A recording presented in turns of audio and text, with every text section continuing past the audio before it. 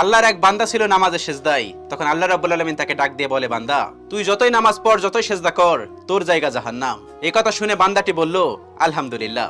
আল্লাহ তখন বলে, এই বান্দা, জাহান্নামের কথা শুনে কেউ আলহামদুলিল্লাহ কয়? বান্দা তখন বলে, আল্লাহ, জাহান্নামের মালিকও তুমি, জান্নাতের মালিকও তুমি।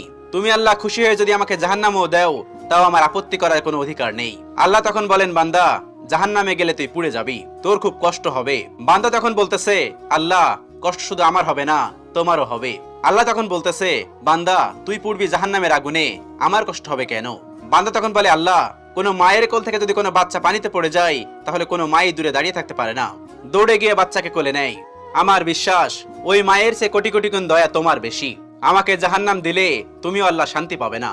আল্লাহ তখন বলে, বান্দা, এই দলিল তুই কই পাইলি? বান্দা তখন বলে, আল্লাহ, আমাদের জাতির পিতা ইব্রাহিম আলাইহিস সালাম তোমার প্রেম মুখে নিয়ে যখন নমরুদের আগুনে পড়ে গেল, তার আগেই তুমি বলে